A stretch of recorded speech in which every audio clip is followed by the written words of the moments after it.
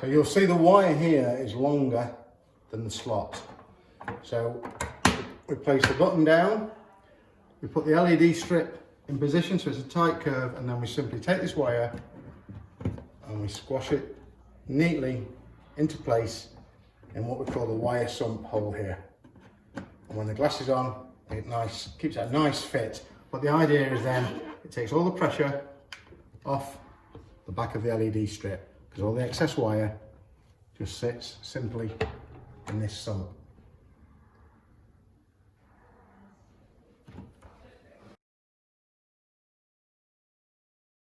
So ensure we use 8 non-slip adjustable glass pads. They will make sure the glass sits even throughout the top surface, and then simply position the glass and then slide it into place. It's very important the non-slip pads are used, because that's the top, stops the top from moving.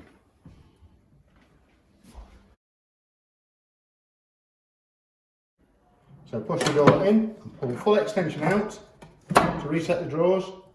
That will reset the runners. So the largest drawer is at the bottom. We take the second drawer, and again, first thing to do, the way to line these drawers up, is you've got to ensure that sits smoothly in the side. Do one side and do the other. You'll see here, the runner is not quite sitting flush.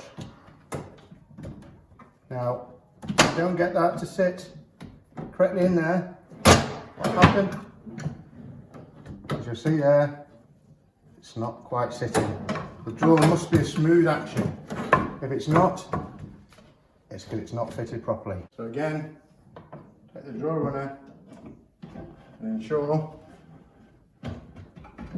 the drawer sliders, you see there, are neatly in position. Push all the way in and then pull all the way out to reset the drawer. If the push to open catch isn't working properly, you would simply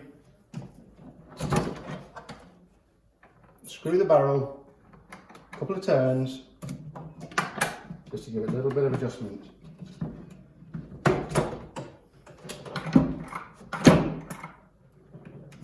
There you see.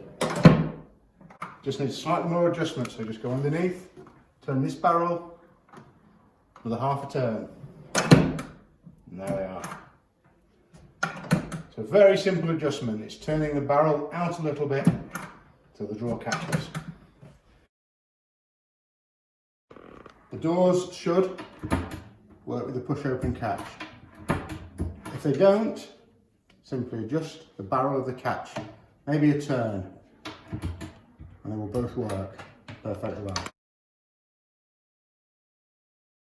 Now what you want to do here, you want to look for a relatively even line across the top, down the side, and between the gaps. If it's not even, then using the central screw, you can adjust the door in either direction to level the doors up, rather like a kitchen cabinet door. Now just one tip, you may see that the door here sits back slightly to the drawers. If that's the case, then you can simply open the door, loosen the rear screw, and that will give you this movement to pull the door out slightly. A little bit of trial and error until the door sits flush with the drawers, nice and smooth. But at the bottom, the drawer is sticking out very slightly proud of the door, and here. So a simple adjustment.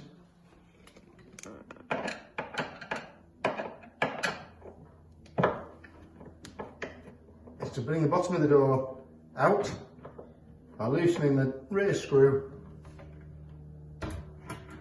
and you'll see now much more flush alignment. You'll see now that this cabinet has been assembled on a perfectly square table, and everything lines up perfectly well. Now what may happen is there is a central wheel in the cabinet. Once it's on the floor, if the floor is slightly uneven, there's a slight surface defect, or there's a slight high point on a tile on the floor, on a carpet, and that's on the central wheel, it could make it feel a little bit uneven, and it could also twist the cabinet.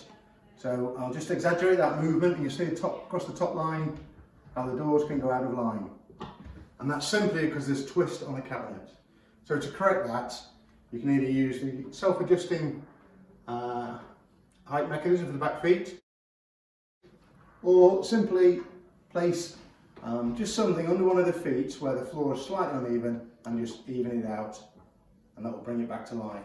So it could be that it's assembled in one place and it all lines up perfectly. When it's moved against the wall, quite often there could be a carpet runner or something, and it just tilts it forward or just tilts it slightly twist, and it could go uneven. So very, very easy to resolve. Just find the position and just pop that, and that will solve it perfectly.